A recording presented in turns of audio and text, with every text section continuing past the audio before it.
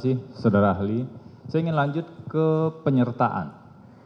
Tadi Saudara Ahli mengatakan, kalau kita bicara soal pasal 55 ayat 1 ke 1 KUHP, jadi di dakwaan yang kami dapatkan ini, terdakwa hanya didakwa pasal 55 ayat 1 ke 1 KUHP tanpa pasal 55 ayat 1 ke 2, tanpa pasal 56. Kalau di penyidikan dulu memang ada dua bagian pasal tersebut, tapi di dakwaan tidak ada.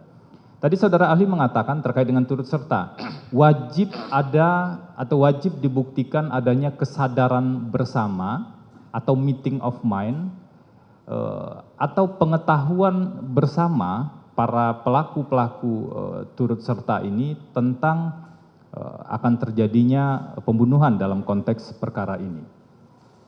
Nah, saya ingin menggali lebih jauh.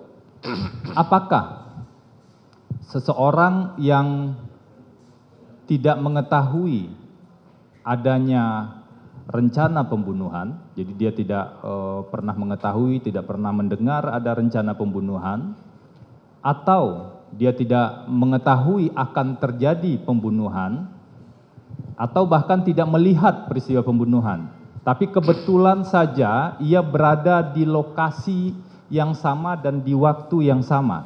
Apakah orang tersebut bisa dikategorikan sebagai turut serta melakukan sesuai dengan pasal 55 ayat 1 ke 1 KUHP?